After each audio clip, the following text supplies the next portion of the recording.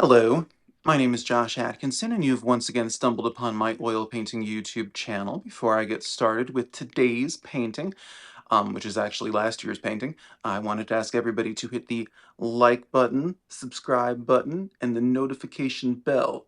You know it's been a busy week when I'm wearing last week's manicure. All right. Um, so yes, I once again did not finish a painting this week. I got close, but schedule became really crazy.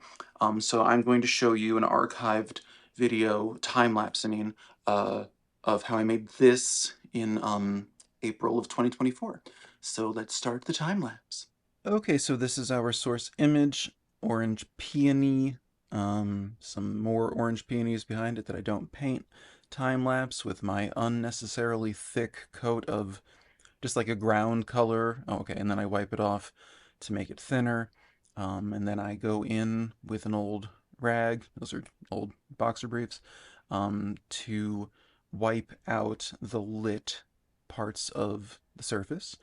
This wipeout method is what I call it. I don't know if there's like a formal word for it, um, but it's you can do it for, I mean, you could do it for a portrait, you could do it for a landscape, I don't know. But I found it especially helpful for these sorts of things, flowers with just hundreds of petals. Um, is that an exaggeration? I don't know. You'd think that I would have counted having done so many of these. Anyway, so yeah, the red rose that I posted, I think 3 weeks ago, where I used this technique. That was the first, or no, maybe, well, I don't know, it was one of the first times I'd done it. By now, I've realized that you'll get a better, uh, like, color payoff if you let, like, you do the wipe off period, and then you let it dry for however long it takes. And then putting the color down onto the dried canvas is, it's going to be easier. It's going to have less cross contamination with the ground shade. Which I guess the really smart way to do this would be to make the ground shade out of the shadow shade of whatever surface you're painting.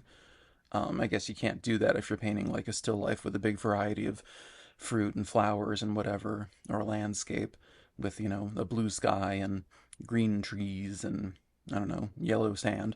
But for something like this, that's just the study of a flower that is essentially just orange. It's a bunch of different varieties of orange, but it is essentially one kind of color.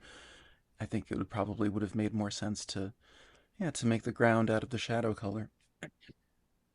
But so anyway, this time lapse video is from April of 2024, which seems a world away. When I look at the paintings I was doing then, I was so far from being comfortable with abstraction.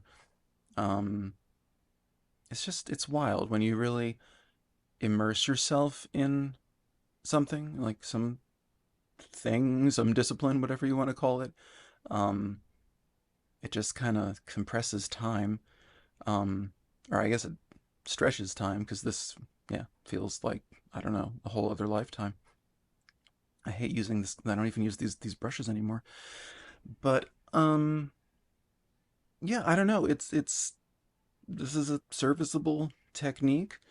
I am in the midst of, I guess, a creative block, but also just kind of just, I don't know, like September and October have wound up being really, really busy, and I don't appreciate that. Um, but whatever, it's fine. So yeah, didn't have a finished painting this week. I'm going to be um painting things that I'm not good at, which is exactly what I was doing with this painting of a flower. I'm halfway through the time lapse, so I'm going to say that how wonderful it would be if you subscribe to the channel. And I'm trying to hit 1,200 subscribers by the end of the year, so that would just be phenomenal. Probably will be more flowers going forward, certainly more organic materials, landscapey kind of things, still lifey kind of things.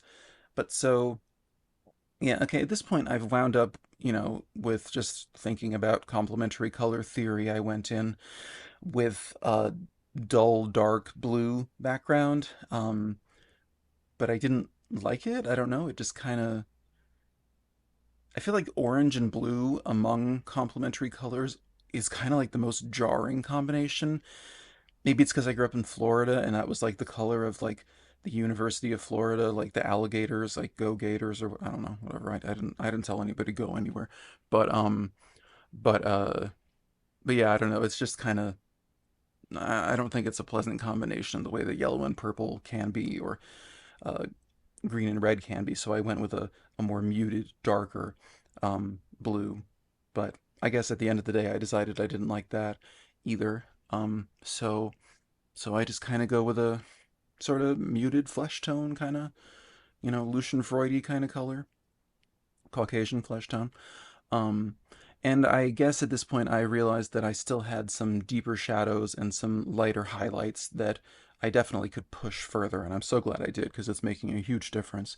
Um, Shadows like a densely petaled flower is it's just got the whole universe of what's the word of value within it because you can see like very dark shadows toward the center where the flowers are all on top of each other, and then they get a little less on top of each other, and by the edges of the flower they're hanging off, and you can see how much light can access which kind of petal, which kind of surface. um yeah, they really are a wonderful thing to just do studies of if you want to get a good firm grasp on the full range of value. I'm talking about just like shades, not colors.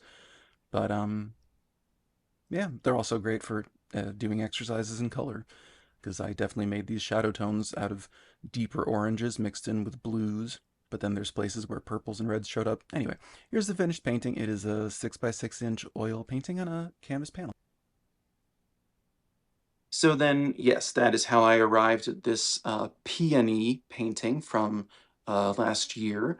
It I've probably said this in the time lapse audio, but I was just on a kick trying to figure out how to do many petaled flowers. It was one of the skill gaps in my own painting like abilities because I'm not formally trained. So so yeah, I'm going to be trying to close more skill gaps in the for the foreseeable future. But I'll still do some weird stuff too. But anyway, I wanted to say thank you to anybody who subscribed this week. I'm at like 1,073, trying to hit 1,200 by the end of the year, and I'm trying to hit monetization, which requires 4,000 hours watched. So if you'd consider watching a long form video, I would appreciate that. You could watch last week's where I talk about painting like a portrait of my creative block, and the week before I kind of just talked about having a creative block and I don't know, having to post a video anyway because that's the schedule. So so yes, I think that's everything I can think to say. Next week I will hopefully have finished the painting I've been trying to finish this whole week. Um and uh and hopefully it'll be good. So yeah, it's October. I got pumpkins to carve. I will see you in 7 days. Take care, be spooky, and be creative.